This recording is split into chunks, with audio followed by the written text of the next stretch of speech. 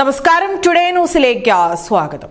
Perinthalmanna bypass ജംഗ്ഷനിൽ ആയിഷ കോംപ്ലക്സിന് സമീപം വാഹനാപകടം. കോഴിക്കോട് നിന്നും പൊള്ളാച്ചിയിലേക്ക് പോകുന്ന മിൽക്ക് കണ്ടെയ്നർ മറിഞ്ഞാണ് അപകടമുണ്ടായത്. ഡ്രൈവർ, ക്ലീനർ എന്നിവരെ പരിക്കുകളോടെ പെരിന്തൽമണ്ണ ജില്ലാ ആശുപത്രിയിൽ പ്രവേശിപ്പിച്ചു. പെരിന്തൽമണ്ണ ബൈപ്പാസ് ജംഗ്ഷനിൽ ആയിഷ കോംപ്ലക്സിന് എതിർവശത്തായാണ് മിൽക്ക് ലോറി അപകടത്തിൽപ്പെട്ടത്. കോഴിക്കോട് പാലിറക്കി പൊള്ളാച്ചിയിലേക്ക് തിരിച്ചു പോകുന്നതിനിടെയാണ് അപകടമുണ്ടായത്. ഡിവൈഡറിൽ ഇടിച്ചു കയറിയ ലോറി നിയന്ത്രണം വിട്ട് മറിയുകയായിരുന്നു. വ്യാഴാഴ്ച പുലർച്ചെ 2:45ഓടെയാണ് അപകടമുണ്ടായത്.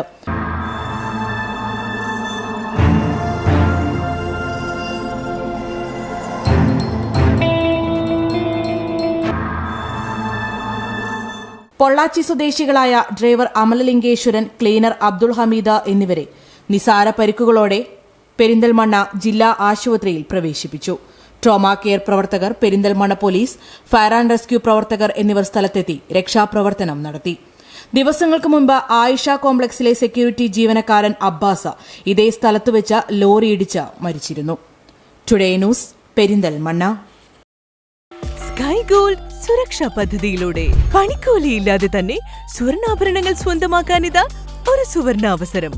കൂടാതെ വിവാഹ പാർട്ടികൾക്ക് സ്പെഷ്യൽ ഓഫറുകളും 2% മുതൽ അഡ്വാൻസ് ബുക്കിംഗോടുകൂടി 2.5% മുതൽ മേക്കിംഗ് ചാർജിൽ സ്വർണ്ണാഭരണങ്ങൾ സ്വന്തമാക്കാം. കൂടുതൽ സുരക്ഷ ഉറപ്പുവരുത്തൂ സ്കൈ ഗോൾഡ് സുരക്ഷാ പദ്ധതിയിലൂടെ. Sky gold, Perinthalmanna, Nilambur, Ponnani, Pune.